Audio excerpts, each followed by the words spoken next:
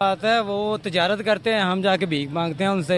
तो तजारत वाले को तो वो ज़रूरी है, वो इम्पोर्टेंस देंगे। हमने जाके आगे थालियां फैला के खड़े होना होता है। और अगर हम अभी भी तरक्की शुरू करते हैं तो हमें 20 साल लगेंगे इंडिया के बराबर आने तक। मैं तो यही कहूँ, स्टेट है पाकिस्तान का डेटरेंट तगड़ा है, तो किसी भी नॉन न्यूक्लियर स्टेट को ये हिम्मत नहीं करनी चाहिए कि वो हमारे साथ बात भी इस तरह की करे। बाकी ये हर बंदे का अपना ज़हनी लेवल होता है कि वो किस हद तक जाता है, लेकिन ये है कि पाकिस्तान का पलड़ा इधर ज्यादा बारीक है। पाकिस्तान न्यूक्लियर स्टेट है, हमारे मिसाइल सिस्टम अल्हम्दुलिल्लाह ड्रोन सिस्टम, हम इधर से बैठ के उनको बता सकते हैं कि हम क्या चीज़ है। पावर होने की जो हमने कैपेबिलिटी है उसको यूज करे, डेटरेंस दिखाए उनके खिलाफ कि हम आपके खिलाफ क्या क्या कर सकते हैं। चाइना को साथ मिलाए, जो हमारी शंघाई कोऑपरेशन ऑर्गेनाइजेशन है उस फोरम पे जाए, हमारी जो सार्क है उस फोरम को यूज करें, यूएन का फोरम यूज करें, उसके अलावा जो हमारी ओआईसी है उस फोरम को यूज करें और ईरान को उनकी स्टेट की औकात दिखाएं कि भाई आप इस लेवल पे हैं। ठीक है, पाकिस्तान की बढ़ती हुई तरक्की है उसको देखते हुए, लाइक पाकिस्तान और चाइना की जो फ्रेंडशिप है उसकी वजह से जो है सारे की सारी कंट्रीज जैसा कि ईरान है वो भी इस बात के अगेंस्ट है कि पाकिस्तान चाइना के लिए क्यों इतना फेवरेट है। लाइक चाइना ने सीपेक यहाँ पे खड़ा कर दिया और वो अब सारे लाइफ टाइम के लिए जो है पाकिस्तान को बैकबोन प्रोवाइड करेगा उसके सके। वो कभी अरबियों की तरफ जाते हैं, वहां से जब उनको निकामी मिलती है तो फिर वो कभी ये जो टर्कश है उनकी तरफ जाते हैं, फिर उनसे नहीं आते हैं। तो ठीक है, तो फिर अब वो उनको कोई ना कोई नहीं मिल रहा, तो आप हीरो या तो प्रोड्यूस करें या फिर अपनी जो एक नेचुरल कल्चर है, आपका सिंध का कल्चर है, उसको अपनाएं। रेसी हो रही है पाकिस्तान को कमज़ोर करने के लिए, क्योंकि इस टाइम पाकिस्तान एक वैध इस्लामिक स्टेट है जो एटॉमिक पावर जिसके पास मौजूद है, एटमिक कुव्वत है। तो ये कहीं ना कहीं से कोशिश हो रही है कि किसी तरीके से पाकिस्तान मतलब कमज़ोर हो जाए। क्या कर लिया आज तक, हम उसको इस्तेमाल कब करेंगे? क्या हम उसको इस्तेमाल कर सकते हैं? आप खुद ही हमें ये बताएं। कोई भी नहीं कर सकता, हम उसको इस्तेमाल ही नहीं कर सकते, इतनी पाबंदी हमारे पास है। आई थिंक हमारे पास तो फ्यूल ही नहीं होगा उसको इस्तेमाल करने के लिए। मुसलमान पर मुसलमान नहीं कर सकता, ये एजेंसियों का काम होता है, ये एजेंसियाँ करा रही हैं। ये इंडिया की सारी पॉलिसी है, ये इंडिया करा रहा है सारा काम। हमारा 50 साल उम्र हो गए, हम तो यही देखते आए हैं कि हमारा कोई कसूर नहीं होता, सब कुछ करता इंडिया है। उनकी यही बात कि पाकिस्तान एक न्यूक्लियर स्टेट है, पाकिस्तान का डेटरेंट तगड़ा है, तो किसी भी नॉन न्यूक्लियर स्टेट को ये हिम्मत नहीं करनी चाहिए कि वो हमारे साथ बात भी इस तरह की करे। बाकी ये हर बंदे का अपना ज़हनी लेवल होता है कि वो किस हद तक जाता है, लेकिन ये है कि पाकिस्तान का पलड़ा इधर ज़्यादा बारीक है। पाकिस्तान न्यूक्लियर स्टेट है, हमारे मिसाइल सिस्टम अल्हम्दुलिल्लाह ड्रोन सिस्टम, हम इधर से बैठ के उनको बता सकते हैं कि हम क्या चीज़ है। अब देखें, जो खारजा पॉलिसी होती है ना किसी भी मुल्क की, वो 3 चीज़ों पे डिपेंडेंट होती है। सबसे पहले ये कि आपके डोमेस्टिक हालात क्या हैं, फिर आपके रीजनल हालात क्या हैं, फिर इंटरनेशनल हालात क्या हैं। तो ठीक है, सबसे पहले तो आप आए कि आपके डोमेस्टिक हालात क्या हैं। डोमेस्टिक हालात में जो हमारे सबसे पहले हमारी इस तरफ से तवज्जो जाती नहीं है कि 9 मई 9 मई 9 मई। तो हमारा अब बात यह है कि 9 मई को यौम स्याह बनाने की वो बातें हो रही है, तो 9 मई को यौम स्याह क्यों आप कर रहे हैं? 16 दिसंबर को क्यों यौम स्याह डिक्लेयर नहीं करते? क्यों उस गलती को क्यों नहीं हाईलाइट करते? तमाम तर तवज्जो आपकी 9 मई पे है। जब आपके डोमेस्टिक हालात ही ठीक नहीं होंगे, पॉलिटिकल इंस्टेबिलिटी होगी, तो फिर बाकी दुश्मनों को भी मौका मिलेगा। सबसे पहले यह है कि जो हमारे डोमेस्टिक हालात है, हमारी जो स्टैब्लिशमेंट है, जो हमारे कह लें कि करते धरते हैं, उनकी तवज्जो नहीं है डोमेस्टिक स्टेबिलिटी पे। अब डोमेस्टिक स्टेबिलिटी के बाद आ जाते हैं रीजनल। तो हमारी जो रीजनल स्टेबिलिटी है उसमें आप हमारे हालात देख लें कि चाइना के अलावा कोई भी हमारी कंट्री, चाहे अफगानिस्तान है वहाँ ड्यूरेंट लाइन का मसला है, इंडिया है वहाँ उसके बॉर्डर का मसला है, इसी अब ईरान के साथ भी इन्होंने पंगा ले लिया। ठीक है, अब आ जाते हैं इंटरनेशनली में हमारे पास अमेरिका था, हमारी जो फॉरेन पॉलिसी थी वो अमेरिका पे डिपेंडेंट थी, लेकिन अब हम उसकी तरफ से जब शिफ्ट हुए हैं तो अब हमें कॉन्सिक्वेंसेस फेस करना पड़ेंगे। सबसे पहले आप अपनी डोमेस्टिक पॉलिसी को ठीक करें, फिर रीजनल जो आपकी फॉरेन पॉलिसी है फिर उसको ठीक करें, फिर इंटरनेशनली आपकी रिकॉग्निशन होगी। वरना नहीं तो जो ईरान जैसी एक थर्ड स्टेट है, जो यानी एक अंडर डेवलपिंग स्टेट है, वो भी आपको मुंह दिखाएगी, वो भी इस तरह की रिएक्शन करेगी।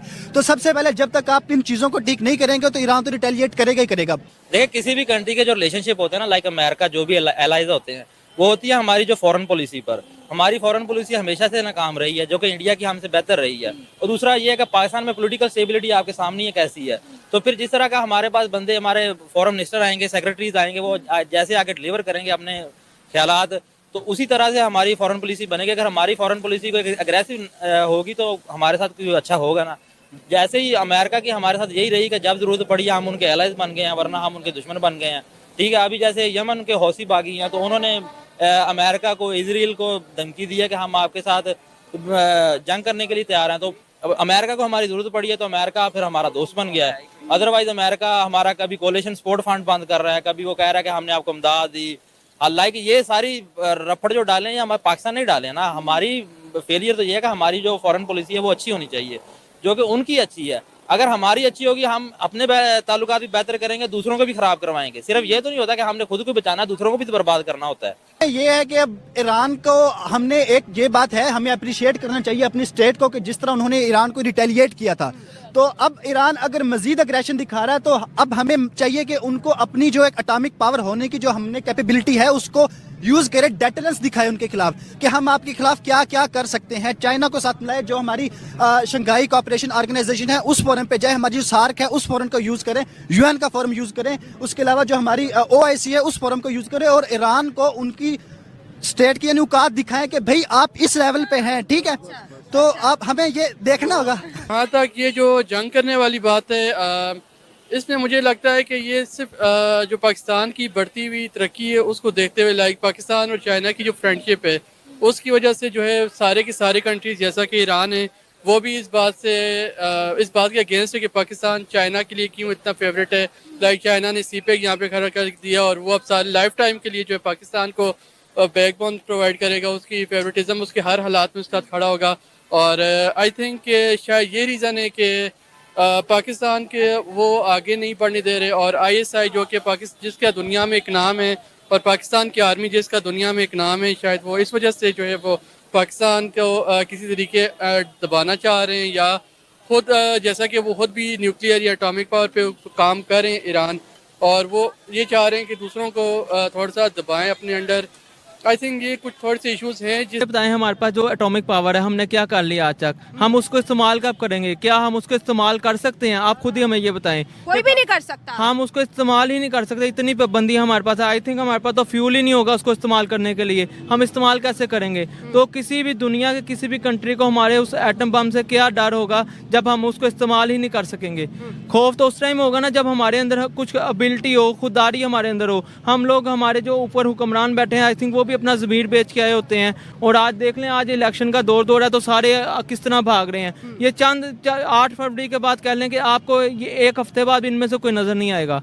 हम खुद ही असल में अगर हम देखें हमें ही इस निज़ाम को बदलना पड़ेगा, यूथ को ही बदलना पड़ेगा। तब्दीली वालों को भी देख लिया, रियासत मदीना वालों को भी देख लिया, जो रोटी कपड़े, नया पाकिस्तान भी देख लिया, पुराना भी देख लिया। जी सब देख लिया। अब मैं समझता हूँ कि अब हमारे यूथ को शऊर आना चाहिए, एक स्पीच के पीछे, एक इंग्लिश बोलने वाले के पीछे नहीं, बल्कि उसकी तरफ जाना चाहिए जो कि यहाँ पे खुददारी पैदा करेगा, उस निज़ाम की तरफ जाना चाहिए जो कि हमारे अंदर कह लें कि ईमान की कुव्वत को उभारेगा।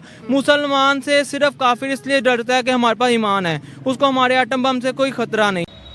नमस्कार दोस्तों, भारत के साथ में पूरे विश्व में पाकिस्तान को आतंकिस्तान कहना शुरू कर दिया है। दोस्तों, पाकिस्तान IMF के सामने गिड़गिड़ाते हुए लोन मांगता है और उसी वो लोन का इस्तेमाल अपने पड़ोसी देशों में आतंकवादी गतिविधियाँ करने के लिए किया करता है। दोस्तों, पूरा विश्व आज पाकिस्तान को हेवन फॉर टेररिज्म के नाम से जाना जाता है। दोस्तों, पाकिस्तान को उसी के इस्लामिक वजह ने बाइकआउट करना शुरू कर दिया है, चाहे उसके पड़ोसी में ईरान हो, अफगानिस्तान या बांग्लादेश हो। दोस्तों, उम्मीद करते हैं ये वीडियो आपके लिए इन्फॉर्मेटिव रही हो।